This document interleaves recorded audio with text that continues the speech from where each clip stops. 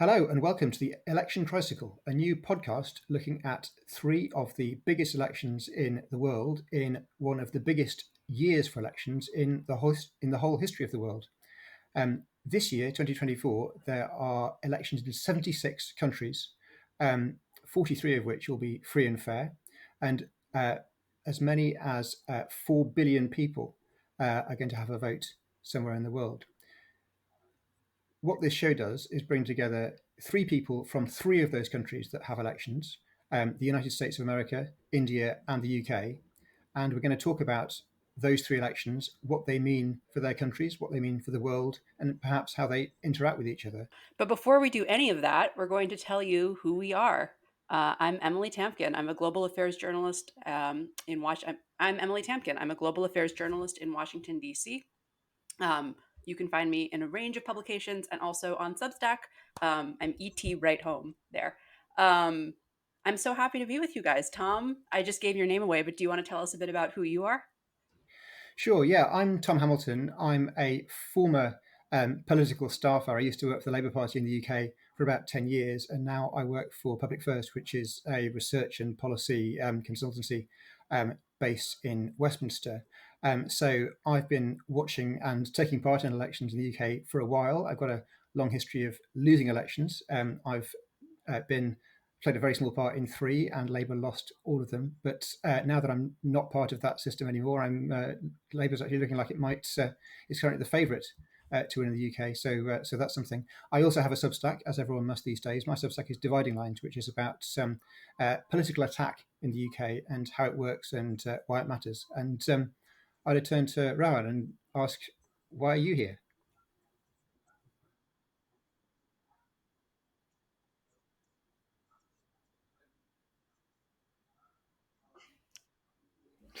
Thanks, Tom. My name is Rohan Venkat. I spent a decade as a political journalist in India, but I'm currently a non-resident scholar at the Center for the Advanced Study of India at the University of Pennsylvania in the States.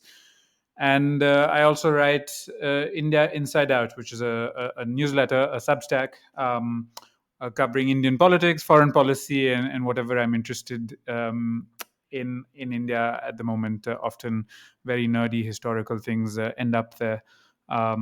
But yeah, very excited as well to be talking about these three very different elections And I think it's fair to happening, say that not the exactly three elections will simultaneously, be but getting different levels of it's a coverage in the remarkable time to three be to different be countries. following Obviously, democratic in politics each all over. country, the home election is the most important one. Certainly, from a UK point of view, there's a huge amount of interest in the US election and rather less interest, frankly, from the national media in what's going on in India. So I'm really interested to hear a lot more about what's happening there. Although this week there was one big story that certainly made the UK news in India, which I think we're going to get to later on. So the Indian general election, just to recap, is going to be happening in the first half of this year in April or May. I don't think we know the exact date yet. The UK election could happen in theory from at any time from now on until January next year, but most people think it's most likely to happen autumn, maybe November is the most likely date. And then, of course, the US election, the date is absolutely fixed. It will be in early November, and whether we like it or not. Yeah, we're And marching. Time passes. The days tick closer. It will be in November.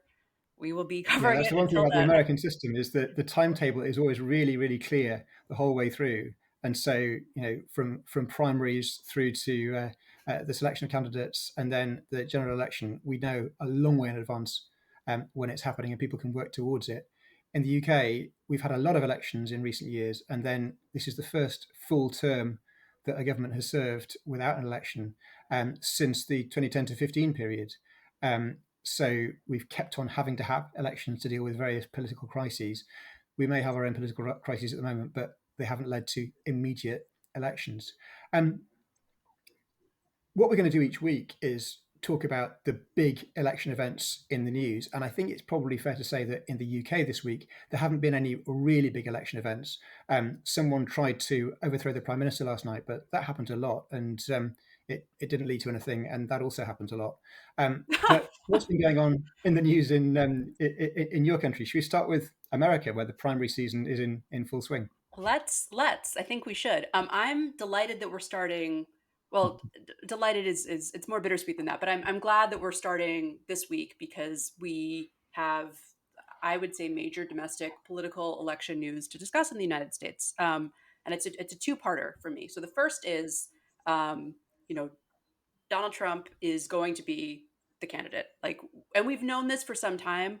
I would argue that we've known this since 2021 when he was impeached in the Senate the second time and the Senate didn't vote to convict, which would have meant that Is he really though? Is he really going to be the candidate?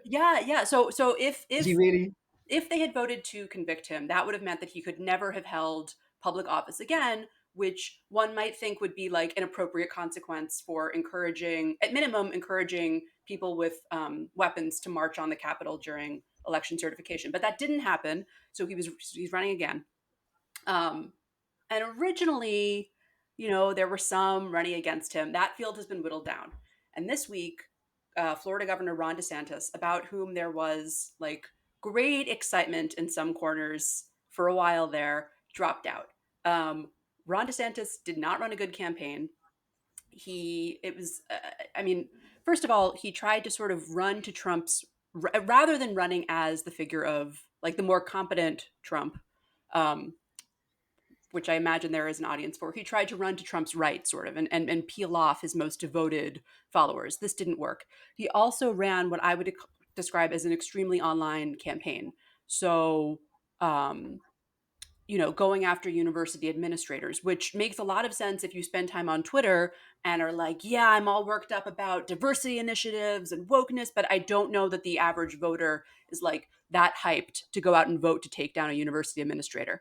Um, During the course of this campaign, however, Donald Trump said, and I have a reason for listing the following. Donald Trump was very offended that Ron DeSantis was running against him because how could he, after all that Trump had done for him? Over the course of this campaign, Trump said the following of Ron DeSantis. He had said that he had begged on his knees for Trump's endorsement.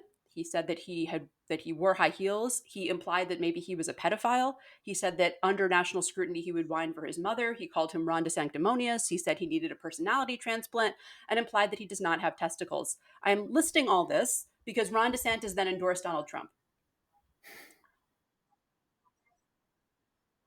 Pudding, pudding, worse than ice cream. No, yeah, I think that I think it's And he important to implied note that that he like eats this is ice still cream with his Donald fingers or Trump's something to that party. effect. So much Very good. so that a person said all of this about Ron DeSantis.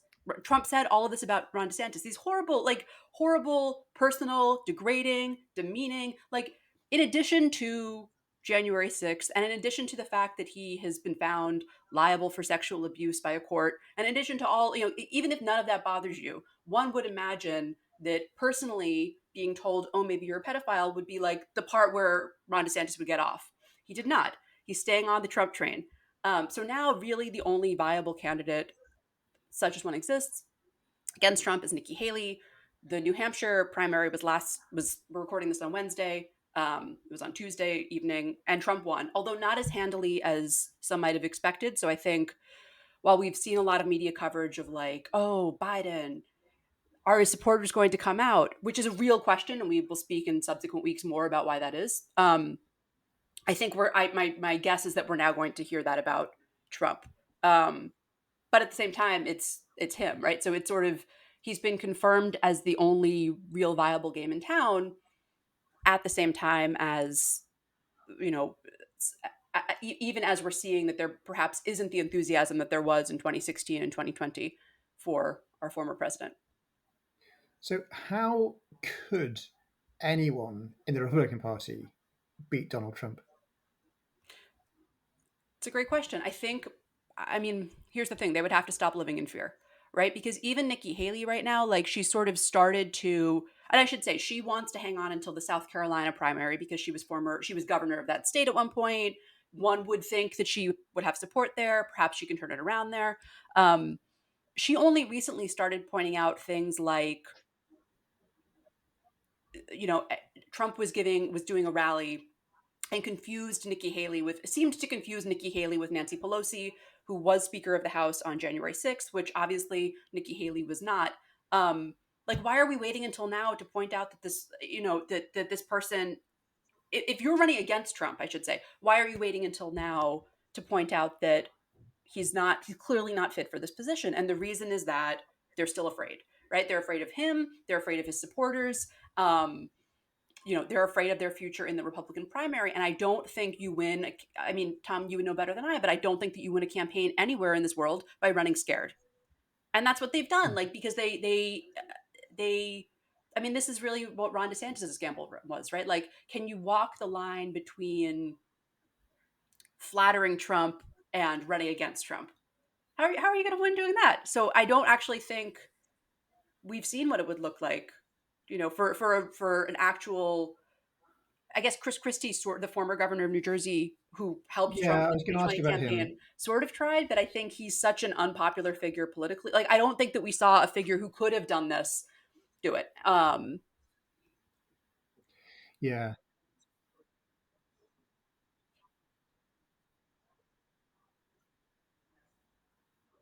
Mm-hmm. One of the things that jumps Doomed. out, at least from Yeah, afar, exactly. is the sheer amount of money that goes into these primaries. Some of which seemed very unlikely to go anywhere. Yeah, doomed. This is And a I'm great point. curious, I'm so glad you brought this up because does we're already does all that seeing the money that business was community backing that was DeSantis, for like example, now shocked and just fall in line appalled in behind Trump, or do those 2021 people go quiet? start to line up What I again mean, behind Trump, mhm. which is sort of interesting because the economy is actually good right now. But I think the thinking for many of them is that a Republican president will be better, and if he is the president, they want to have good working relations with him. So we saw, for example, Jamie Dimon in at the World Economic Forum saying, "Well, we need to respect how our fellow citizens feel about Trump."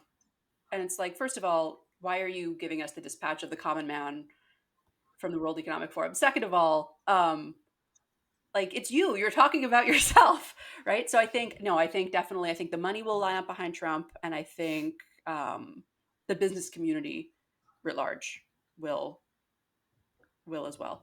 But I sort of wanted to lead this into your country, our discussion of your country, because I think that, I mean, one thing that I have been told is that we in the United States or just around the world don't sort of think about the connection between like capitalist fervor and support for the BJP that exists in India. And I'm sort of wondering if we saw that at play at all. Well, if you could speak a bit about why this was such a historic week in Indian politics and how we saw that marriage of money and political passion.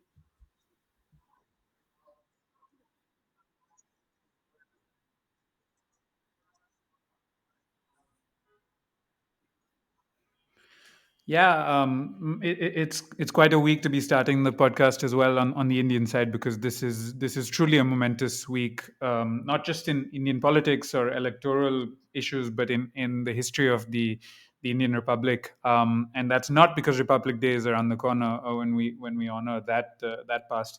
It's because Modi, the Prime Minister of India, inaugurated a temple this week, a grand new temple to Ram, who is the god whose story is told in the epic known as the Ramayana. Um, it sounds it's very hard to do a potted history of this temple, but I'm going to try in a short period, which is um, this is or has been depicted as essentially a national monument, a national temple. India didn't really have a centralized form of religion historically, and Hinduism has often been considered much more heterodox than the big Abrahamic faiths, for example. But the Hindu right, the majoritarian nationalists, whose ideology powers the current government in India, have often sought to mold the religion into something that can be unifying, and to create India as in the aims of a number of those folks, a Hindu Rashtra, which would be a Hindu nation. For those who are not familiar, when India and Pakistan were carved out, as the British were leaving in the 40s, Pakistan chose to be expressly a state for Muslims, but in India's founding fathers, so to speak, at the time decided to go with a secular republic, one that would not have secularism in the way that, say, France does it, but would keep a separation of temple and state, so to speak.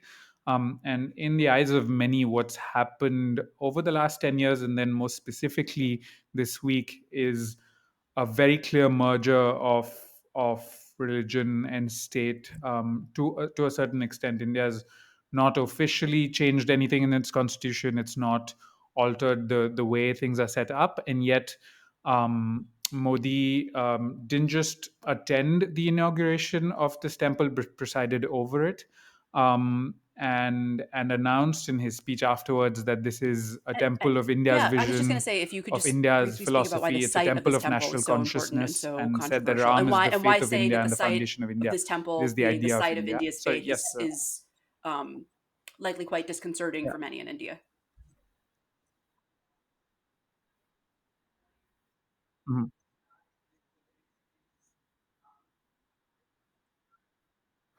Yeah, and so that's yeah, the hard bit to get into the history of, but specifically it may sound similar to, strongmen in other parts of the world, let's say, attempting to ally themselves to religious causes. But in India, this is particularly significant because the current government and its sort of majoritarian impulses are built on othering the Muslim minority in India. Which is maybe about 10% of India's population, but that amounts to hundreds of millions of people. This was the site of a mosque that was built, we believe, about 500 years ago. It's not clear exactly when, and we don't know, but it was a medieval mosque, built under the Mughals, which was the Central Asian dynasty that ruled India, or North India, at the time.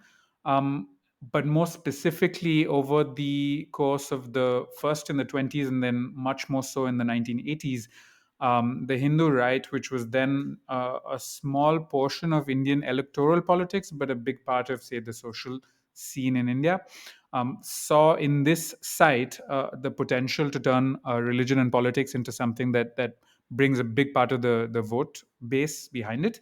And so they built the idea that this, for which there's some documentation that this city in North India, Ayodhya, is the site where Ram is believed to have lived, and in this particular spot where he was born. They sold the idea that there was a grand temple there that was demolished by the invading Muslim kings of the time, and so it was important. There was a campaign, particularly in the late 1980s, to demolish this mosque and stick a temple on top of it. In 1992, that eventually happened, but not by any government decree, but a mob of Hindu right-wing activists managed to bring down the mosque, and it has been disputed since then. In 2019, the Indian Supreme Court, despite calling that demolition illegal, awarded the land to the Hindu party in the title dispute, and gave the central government charge of building a Ram temple there. Again, it might be a bit too short to get into all the details here, but effectively, this is not just the central government attempting to build a national identity of India that runs through a sense of Hindu nationalism, but doing so expressly over a violent vigilante action that took place 30 years ago, that cements the idea of the Muslim other in India and builds Hindu national political consciousness on that sense of othering the Muslim minority. So it pulls together a lot of different strains of what's happening in Indian politics at the moment, in part by cementing Hindu nationalism as the big force, um, in opposition to, say, the Nehruvian secularism of the 50s and 60s, the othering of the Muslim minority, but also the falling in line, as you implied at the start of this conversation, of much of Indian society behind this. Whereas the demolition of the mosque in the 90s was considered a national shame to many, people considered it something that was bad, including in civil society and the business community. When the temple was inaugurated this week, you had practically all of India's top folks from across, whether it was Bollywood, whether it was big business, whether it was members of the judiciary, of the military. It was all of society turning up to be present at this grand unveiling. And the context, of course, is that actually the temple is not finished. It's not likely to be finished anytime soon, but Modi wanted to get it done Yeah, ahead of elections that I are, just wanted to Tom, that ask, could happen anytime. In fact, how just like in Britain, controversial is they it could within call India? for How elections contested is that? Because anytime now, you and said that, this is when expected. it originally happened in 1992, it was seen as a source of shame by many people. We've now come to a situation where they're reading out in the UK news some of the celebrities who were present, people that even we've heard of in the UK, um, who um, who would not, the sort of people who you wouldn't expect to want to get involved in a political controversy. And is that because it isn't really a political controversy? I mean, are the BJP's opponents publicly arguing against what's happening, or are they keeping their heads down?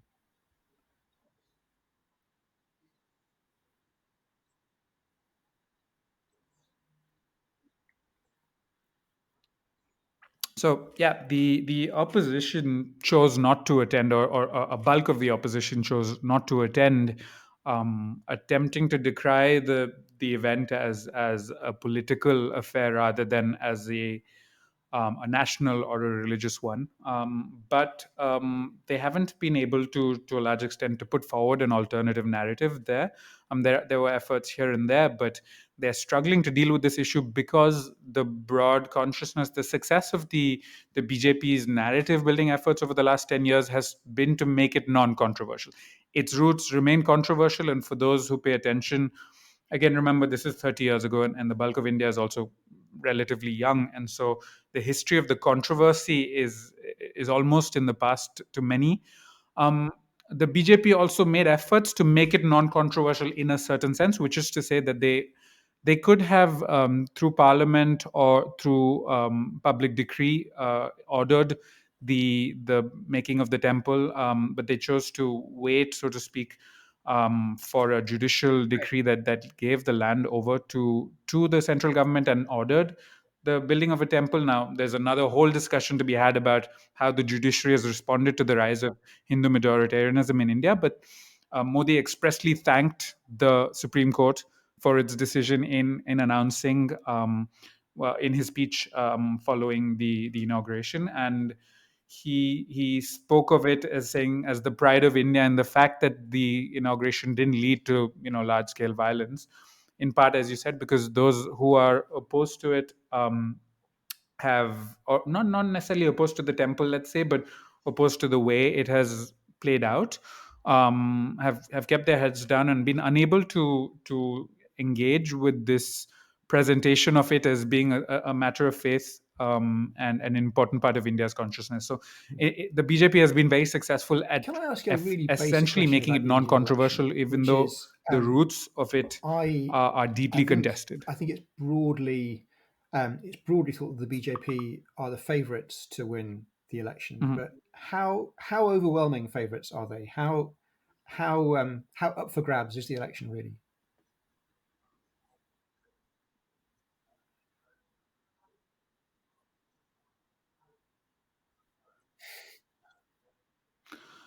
Yeah, I mean, it's kind of like the I would imagine it's kind of like the Republican primary. By and large, so India's a parliamentary system like the UK, and people are not voting for the prime minister. Though Modi has been extremely successful at turning this into a quasi presidential election over the last decade, in telling voters expressly that they're voting for the prime minister and not necessarily for their local candidate. So even if they are unhappy with their local member of parliament, that every vote for a BJP MP is a vote for him directly.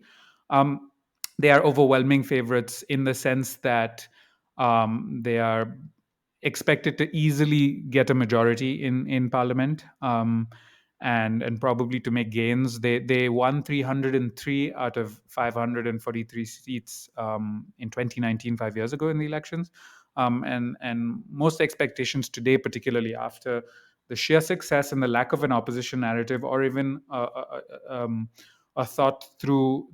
The opposition have sought to unite under a common banner, but they struggle to present a cohesive argument for what makes them different from the BJP.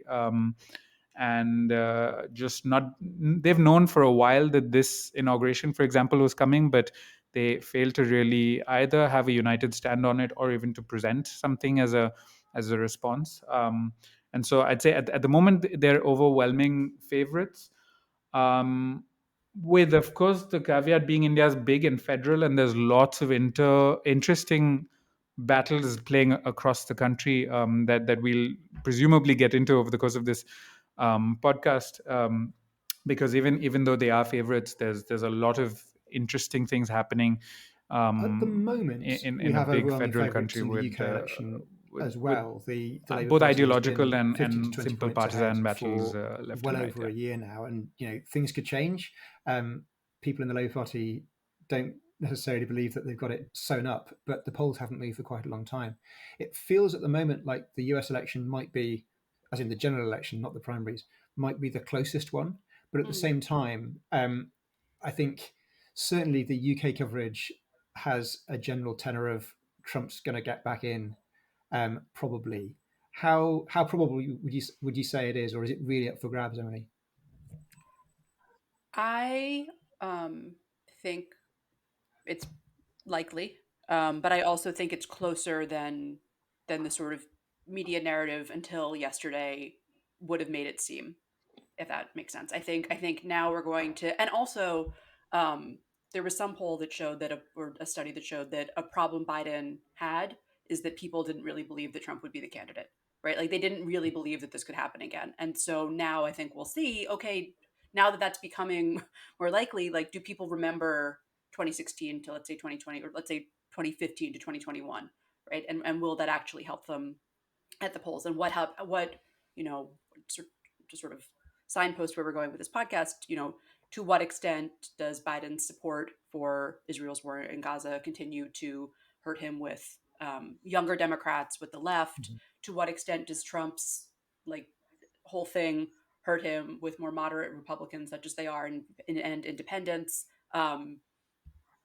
These two men yelling at each other, you don't know where you are, no, you don't know where you are, like who's more believable? um how does any of this play out? So I think it will be close, and I also just think that it's just so hard to predict what happens between now and November.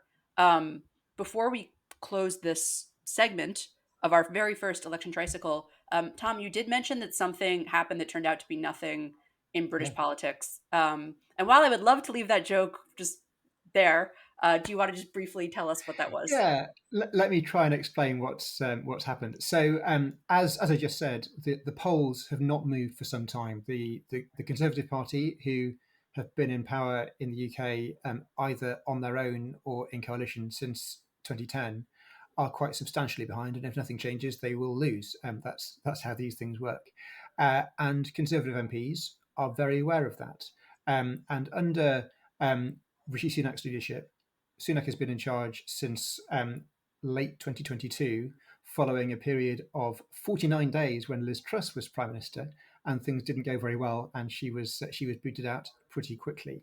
He's been in office since then, and despite being, I think, fairly obviously more competent than Truss, despite not having made any massive mistakes of the types the type that she made, and despite not having some of the previous problems that Boris Johnson had that led to him being ejected from office in the summer of that year, he also just hasn't moved the dial. So he came in with the Conservative Party very unpopular, and himself relatively popular, and you've got to a position where the Conservative Party is just as unpopular, and he has lost popularity to sort of sink to their level. And there are various reasons for that. Part of them are about him, but fundamentally it's about the fact that the economy hasn't been in a particularly strong state. Inflation has been pretty high, and almost all of the things that he said that he was going to deliver over the last year or so haven't happened yet. Um, when leaders aren't doing well, people start to get agitated and think that someone else might be better. And last night, a someone who's billed as a senior Conservative MP, and you'll be aware of the media shorthand. Whenever anyone says anything interesting, they are senior and important.